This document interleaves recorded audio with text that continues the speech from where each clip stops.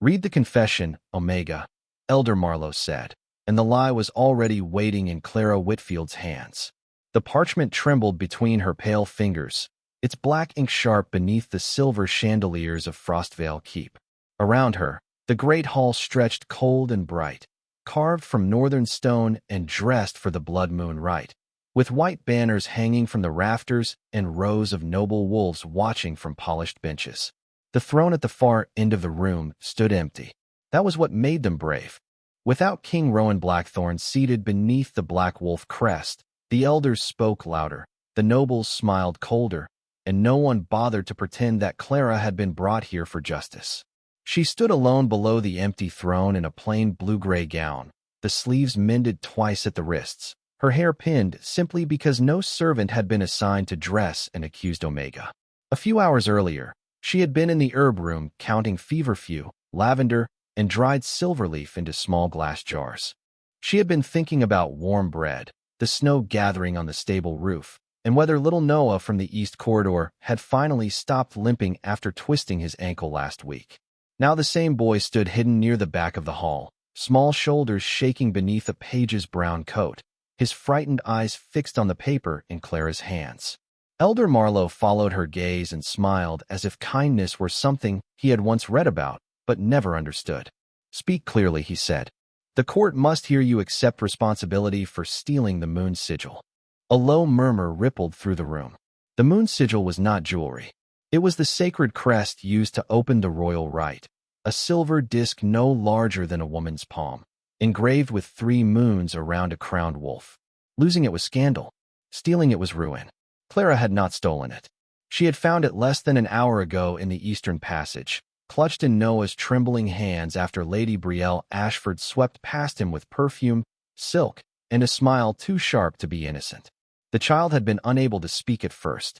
His heartbeat had told her what his mouth could not. Panic, confusion, terror of being blamed for something far above his station. Clara had taken the sigil from him to calm him, intending to bring it quietly to the altar steward. But Lady Brielle had turned at the end of the hall, seen the silver disc in Clara's hand, and smiled like winter closing over a lake. Now Brielle sat among the high-born ladies in pearl-white velvet, her pale face arranged in wounded dignity, as if Clara had personally shattered the honor of the court. "I saw her with it," Brielle had said. That was all it had taken. Clara was an Omega with no family name strong enough to shield her, no mate to speak for her, no rank to make the room hesitate. Elder Marlowe leaned closer. "Read." Clara looked down at the words written for her. "I, Clara Whitfield, confess that I stole the Moon's Sigil out of envy and spite." Her throat tightened. Every word was false. Every word would bury her. But beyond the elders, Noah pressed both hands over his mouth, trying not to cry. If Clara refused, Marlowe would drag the child forward. She felt it in the room's rhythm, in the greedy stillness of people waiting for a weaker body to be offered in her place. Clara closed her eyes for one breath. Her own heart beat hard, honest and afraid. Then she opened them, lifted the parchment, and began to read. The first line left Clara's mouth so quietly that Elder Marlowe's eyes narrowed. "Louder," he said, and the word slid across the marble floor like cold water. Clara tightened her grip on the parchment until the edges bent beneath her fingers. The hall waited. She could feel every gaze fixed on her plain blue-gray gown, her mended sleeves, her pale face that they had already decided looked guilty because guilt was easier to place on someone with no power. She drew a careful breath and read again. "I, Clara Whitfield, confess that I stole the Moon's Sigil." The sentence tasted wrong, like ash and metal. A satisfied murmur moved through the noble benches. Lady Brielle lowered her lashes with perfect sorrow, though Clara could feel the rhythm beneath that performance from 30 feet away. Brielle's heartbeat was smooth, almost amused. Elder Marlowe's was steady with control. Noah's was the worst. Small, frantic, stumbling over itself in the back of the hall like a trapped bird. Clara kept her eyes on the parchment because if she looked at him, she might not be able to finish. "I acted out of envy and spite," she continued, each false word tightening around her chest. Envy, spite. They had chosen those words because they sounded like something an Omega should feel toward people above her. They never chose words like loyalty or fear or mercy for girls like Clara. The court preferred simple stories. The poor wanted what the rich possessed. The weak resented the strong. The quiet were hiding something. Clara had learned that lesson long before this night. In Frostvale Keep, she lived between the herb room and the lower stables, useful enough to call when a child burned with fever, invisible enough to ignore when the child recovered. Her gift had always made people uneasy. She heard pain before words, not as sound exactly, but as tiny changes in breath, pulse, and the space between heartbeats. A guard with a stiff shoulder. A kitchen made hiding tears. A horse refusing grain because its leg ached beneath the skin. Clara noticed. Clara helped. Then people remembered to forget her. Elder Marlowe tapped the silver head of his staff against the floor. Continue. She looked at the next line and felt her stomach turn. I hid the sigil to delay the royal rite and bring shame upon Frostvale. A ripple of disapproval passed through the hall, soft but sharp. Clara thought of the real moment again. The eastern corridor washed in late afternoon light. Noah standing beneath the tall windows with the moon sigil in both hands. He had been so pale that at first she thought he was ill. Then she heard his heartbeat and understood he was terrified. She dropped it, he had whispered. The lady in white. She told me not to speak. Clara had not asked which lady. She had not needed to. Lady Brielle's rose and ice perfume still lingered in the air, too expensive, too sweet, impossible to mistake. Clara had taken the sigil gently and told Noah to go back to the kitchens. She had planned to return it quietly, without scandal. But powerful people made scandals the way winter made frost, naturally and without apology. Now Marlowe watched her as if daring her to stop. Clara's voice faltered on the final line. I accept whatever judgment the council finds proper. The parchment lowered in her hands. For one heartbeat, the entire hall seemed pleased. The lie had been spoken. The shape of the night had been restored. Then the great doors at the back of Frostvale Hall opened, and a wind full of snow swept across the marble. Every candle bent toward the throne. The nobles turned. Elder Marlowe went still. Clara did not need to look to know who had entered. The room's heartbeat changed before his boots crossed the threshold. King Rowan Blackthorn had returned. King Rowan Blackthorn crossed the threshold with snow melting across the shoulders of his black cloak, and the great hall remembered what real power felt like. He was tall, white-skinned, broad in the quiet way of northern kings, his dark hair wind-touched from the border road, his silver-gray eyes moving once across the room and missing nothing. No herald announced him. No drum sounded. He did not need ceremony. The nobles rose so quickly that velvet whispered against marble. Elder Marlowe bowed, but the motion came half a second late, and Clara heard the tiny break in his heartbeat as clearly as if it had been spoken. Fear. Not guilt. Not yet, but fear of losing control. Rowan stopped halfway between the doors and the empty throne. His gaze found Clara standing beneath the chandeliers with the parchment still shaking in her hands. She lowered her eyes on instinct. Omegas were not meant to meet the Alpha King's stare unless invited. That rule had been pressed into her since childhood, tucked beside all the others. Keep your voice soft. Keep your steps small. Keep your pain private. But Rowan did not look away. What is this? He asked. His voice was low, calm, and cold enough to quiet every restless breath in Frostvale Keep. Elder Marlowe recovered first. Your Majesty, you returned earlier than expected. That was not my question. The elder's smile thinned. A matter of theft, sire. The moon sigil was taken before the rite. The accused has confessed before witnesses. Clara felt the room turn toward her again, hungry for the king to accept the simple story. She wished, foolishly, that the floor would open into some quiet place where no one needed her to be brave. But then Rowan's head tilted slightly, not toward the parchment, not toward Marlowe, but toward her chest. Clara went still. He was listening, not with his ears alone. Every alpha possessed sharp senses, but kings of Rowan's bloodline were said to hear what others buried. A lie in the breath, a threat in the pulse, fear tucked behind a polished smile. Clara had thought those stories were meant to frighten children into honesty. Now the Alpha King stood 30 feet away, and his attention settled on her heartbeat like a hand hovering over a candle flame. She confessed. Rowan said. Marlowe inclined his head. In full. Rowan's gaze remained on Clara. Then she will repeat it. A small sound moved through the court, surprise disguised as approval. Lady Brielle's lips curved faintly. Noah's heartbeat stumbled so hard Clara almost turned toward him. She understood what everyone thought. The king wanted confirmation. The final seal. The last nail in a coffin made of polite words. Rowan walked forward at an unhurried pace, boots silent over the pale marble. With every step, Clara felt the air tighten. Not threatening. Focused. When he stopped before her, the scent of snow and pine surrounded her, clean and sharp after the heavy perfumes of the court. He was close enough now for her to see the faint line of weariness at the corner of his eyes, the road dust on his gloves, the restraint in the set of his jaw. He looked nothing like the cruel legend whispered in servant halls. He looked like a man who had learned to become silence because everyone around him wanted something from his voice. Clara Whitfield, he said. Her name sounded different when he spoke it, less like an accusation and more like a door opening. She forced herself to lift her eyes. Yes, Your Majesty. He glanced at the parchment. Read the confession again. Her fingers tightened. Behind him, Marlowe stood very still. Lady Brielle watched with calm expectation. Noah trembled in the back of the room. Clara swallowed, tasting winter on the air, and raised the paper once more. I stole the Moon Sigil, she said. The words came out clear. Her heartbeat did not obey them. It broke hard against the lie, one uneven beat after another, crying out what her mouth could not. Rowan's eyes sharpened. Clara saw the exact moment he heard it. Rowan's eyes sharpened, and the silence around Clara changed shape. It was no longer the silence of a court waiting to condemn her.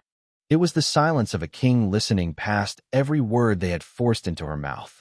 Clara held the parchment with both hands, afraid that if she lowered it too soon, Elder Marlowe would say she had refused, that if she lifted it too high, the court would see how badly her fingers trembled. Rowan's gaze moved from her face to the paper, then back to her again. Once more, he said. A murmur stirred through the hall. Marlowe's brows drew together.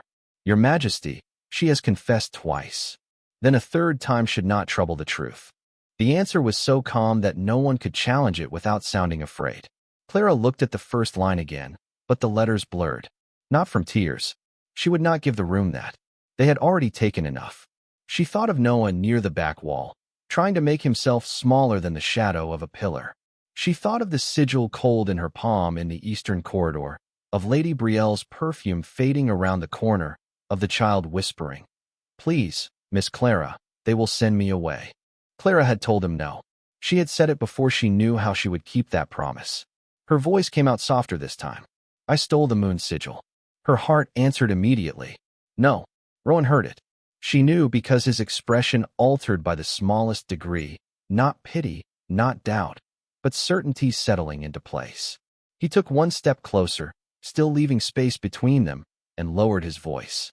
Who are you protecting? The question struck her harder than accusation ever could. Clara's lips parted. For one dangerous second, the truth rose to the surface. Noah.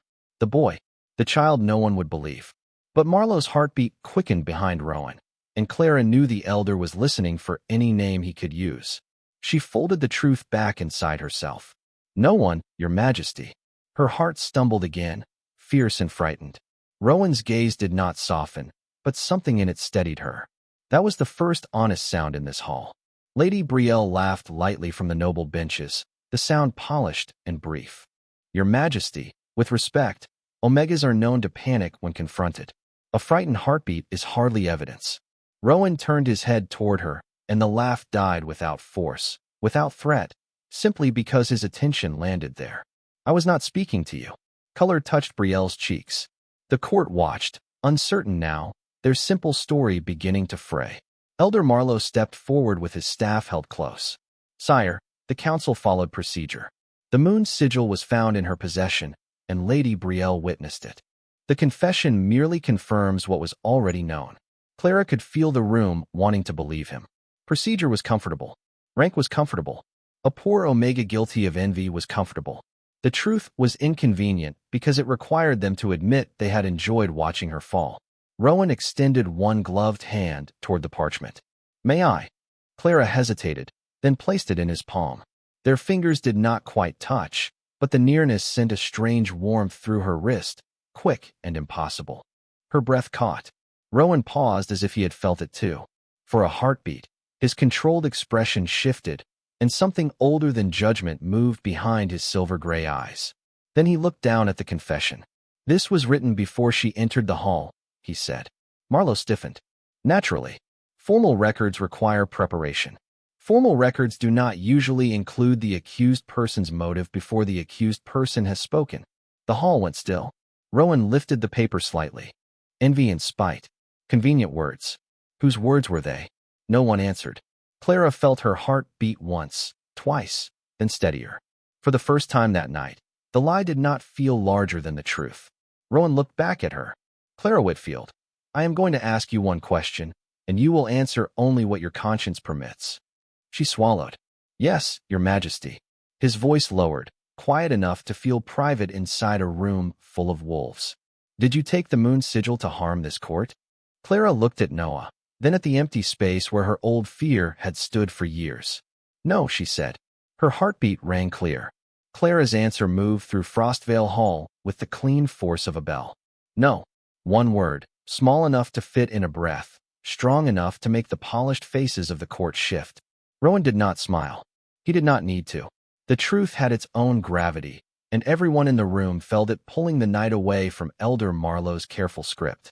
Clara stood beneath the silver chandeliers with her hands empty now, the confession in the king's grasp, her pulse no longer stumbling over fear. It still beat fast. She was still afraid. But fear and guilt were not the same, and for the first time, someone powerful enough to matter knew the difference. Rowan turned toward the council benches. Bring the altar steward. Marlowe's grip tightened on his staff. Your Majesty, the steward has already given his report. Then he can give it again.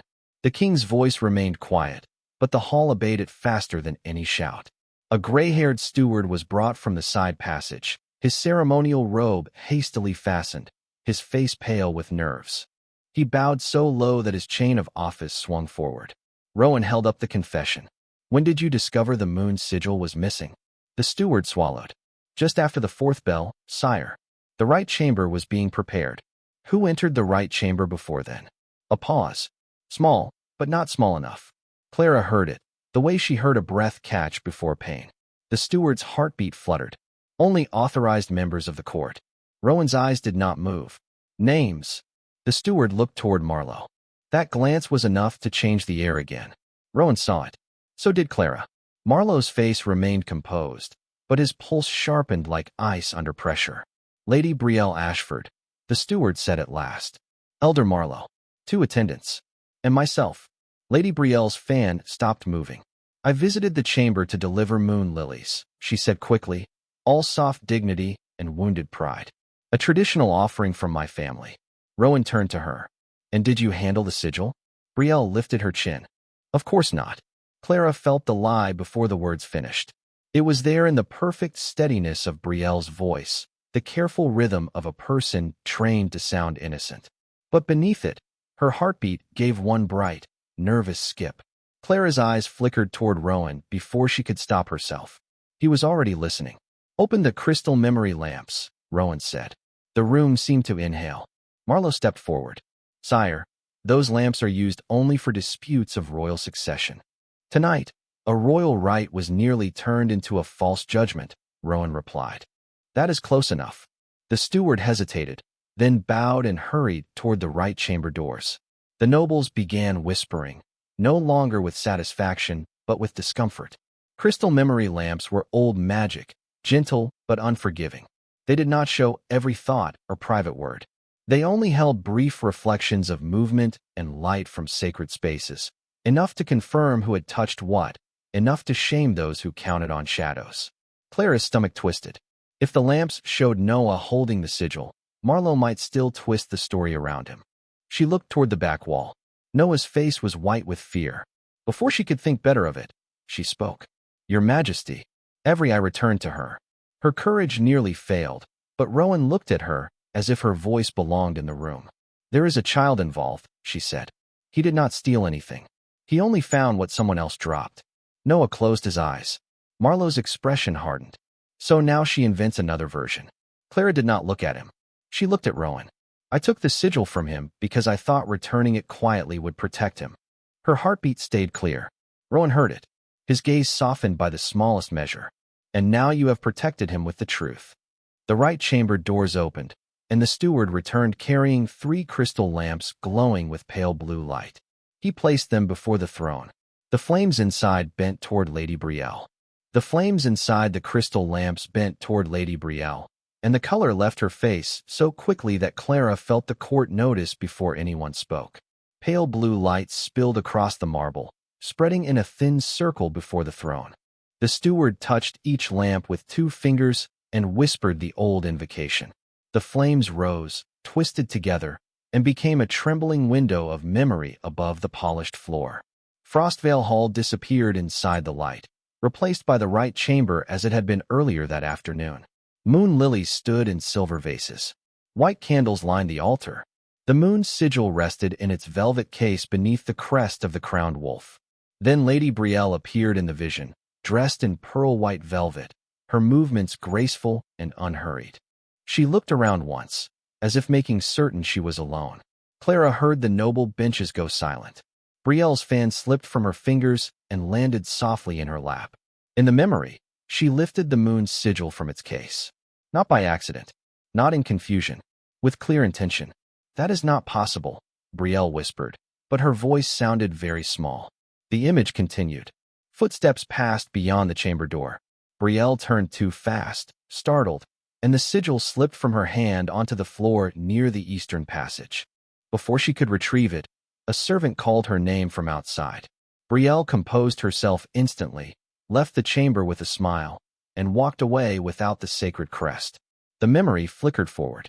Noah entered carrying folded altar cloths. He saw the sigil, froze, then picked it up with both hands, his small face filled with dread. The court watched the child in the vision stand there helplessly, too frightened to move, until Clara appeared in the corridor. She knelt before him, not scolding, not accusing, only placing one calm hand over his shaking fingers. The image showed her taking the sigil gently and speaking words the lamps could not carry, but the shape of her kindness needed no sound. The memory faded into blue sparks. No one moved. Clara felt her own heartbeat in the quiet, not racing now, but aching. She had imagined the truth would feel like freedom when it finally appeared. Instead, it felt fragile, like something newborn placed in a room full of people who had almost crushed it. Rowan looked at Lady Brielle. "You told this court you never handled the sigil." Brielle rose unsteadily. "I was going to return it.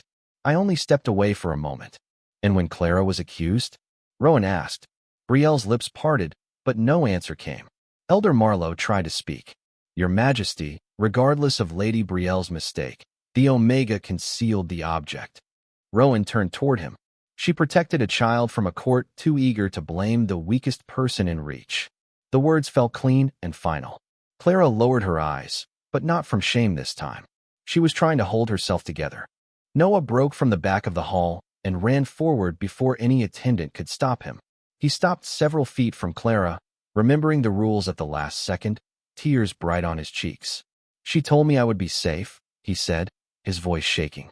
"She said grown people should not put their fear on children." The hall absorbed that sentence with visible discomfort. Clara looked at him, and something in her chest softened. Rowan stepped aside, letting the child stand in the open instead of hiding in shadow. That simple movement changed everything. It told the room who would be protected now. The king lifted the false confession and tore it once down the middle, not violently, not theatrically, just enough to end its power. "This judgment is void," he said. "Clara Whitfield is innocent." The blue flames in the crystal lamps brightened, and the moon's sigil, still resting on the evidence table, began to glow. The moon's sigil began to glow as if it had been waiting for the false words to lose their hold.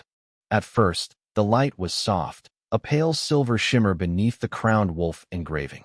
Then it spread outward in delicate rings, touching the crystal lamps, the marble floor, and the hem of Clara's blue-gray gown. The hall that had been so eager to condemn her now watched in stunned silence. Clara stared at the sigil from several feet away, afraid to move closer, afraid to hope that the sacred crest was answering her after everything it had been used to accuse. Rowan noticed before anyone else. He always seemed to notice the quiet things first, the breath held too long, the pulse that did not match the words, the courage hidden inside stillness. "Step forward," he said, but his voice held no command, only invitation. Clara looked at him. "Your Majesty, I should not touch it." Lady Brielle gave a brittle laugh, trying to gather the last pieces of her dignity. At least she understands that much. The sigil's light flickered sharply, and Brielle fell silent. Rowan's gaze remained on Clara. "The sigil has already answered the lie," he said. "Let it answer the truth." Clara felt Noah's small hand brush her sleeve, not grasping, just reminding her that she was not standing entirely alone anymore. She took one step, then another. Every footfall sounded too loud in the vast hall. When she reached the evidence table, the sigil brightened, and a warmth unfolded through her chest, familiar and impossible. It felt like the moment before someone's pain eased beneath her hands. It felt like every quiet act of mercy she had been told did not matter. Her fingers hovered above the silver disc. She thought of all the people in Frostvale who had accepted her help in private and ignored her in public. She thought of the confession torn in half, of Noah's trembling voice, of Rowan hearing the truth when no one else wanted to listen. Then she placed her fingertips on the moon sigil. The light rose in a silent column. Not harsh, not blinding. It wrapped around her wrist and traced a small crescent mark against her pale skin.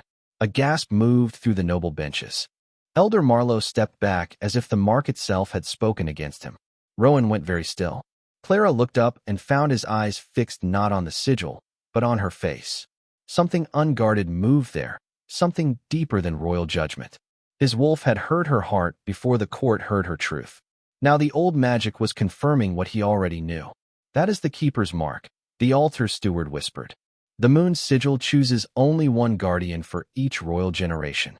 Clara's breath caught. "No, I am not royal. I am not even."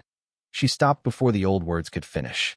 "Not even worthy, not even important, not even seen." Rowan stepped closer, leaving the respectful space between them intact. "You are the one who protected it when others used it for pride." The crescent on her wrist warmed, and Clara felt her heartbeat settle into a rhythm she had never known before. "Steady, clear," answered. Across the hall, Lady Brielle lowered her eyes. Elder Marlowe's authority stood cracked open by the very rite he had tried to control. Rowan turned to the court. "Tonight, the sigil has chosen its guardian," he said, "and the court will remember why." Then he removed the dark royal cloak from his shoulders and placed it gently around Clara, shielding her from every stare that had once tried to make her small. The royal cloak settled around Clara's shoulders with unexpected warmth, dark wool-lined in silver and carrying the clean scent of snow, pine, and the long road home. For a moment, she forgot the court was watching. She forgot Elder Marlowe's cold command, Lady Brielle's polished lies, the parchment that had tried to turn her mercy into guilt. She felt only the weight of the cloak and the quiet truth beneath it. Someone had chosen to shield her without taking her voice. That was what nearly brought tears to her eyes. Not the sigil, not the title of guardian, not even the innocence restored before every noble in Frostvale Hall. It was the simple dignity of being covered when the room had wanted her exposed. Rowan stepped back, giving her space again, and Clara understood that this was not a rescue meant to make her smaller. He was not standing in front of her so she could disappear behind him. He was standing beside her until she remembered how to stand for herself. The moon sigil hovered above the evidence table, its light still connected to the crescent on Clara's wrist. The altar steward knelt, not to Clara exactly, but to the rite that had chosen her. One by one, the attendants followed. The nobles hesitated longer. Pride made them slow. Shame made them slower. But the old magic was not interested in their comfort. The silver glow spread across the hall and touched the black wolf crest above the throne. The crowned wolf emblem answered with a low shimmer, and every candle burned white. Rowan looked toward Elder Marlowe. "You used the court to pressure a confession from someone without equal standing." Marlowe's face tightened. "I acted to preserve the right. You acted before truth was given room to speak." The words were not loud, yet they stripped the hall bare. Marlowe lowered his gaze, but Clara did not feel the satisfaction she expected. She saw an old man afraid of losing authority and a room full of people who had obeyed that fear because it benefited them. That did not excuse what happened.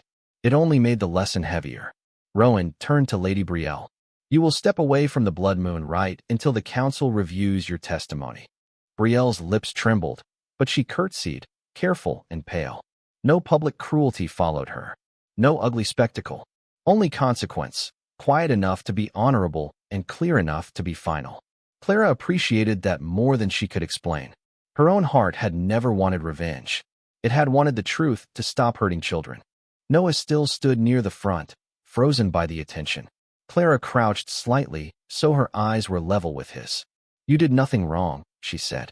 His lower lip trembled. "You almost lost everything because of me." Clara shook her head. "No. I almost lost everything because grown people forgot that power should protect the frightened, not use them." Noah nodded, and when he finally breathed, the sound seemed to loosen something in the entire hall. Rowan watched her with an expression Clara could not read, but his heartbeat had changed. She heard it now, faintly, impossibly, beneath the silence. Strong, controlled, and when his gaze met hers, it stumbled once. Clara's own breath caught. The crescent mark on her wrist warmed in answer. The bond was there, not declared, not forced, but waiting like dawn behind clouds. Rowan seemed to feel the same pull, because he lowered his voice and said, "The sigil chose you for your truth. My wolf recognized you for the same reason." Clara looked up at him, surrounded by chandeliers, snow light, and the court that had nearly condemned her. "And what do you choose?" she asked. For the first time all night, the Alpha King's face softened. "To ask, not claim. To ask, not claim." The words lingered between Clara and Rowan, softer than a vow and stronger than any order the court had spoken that night.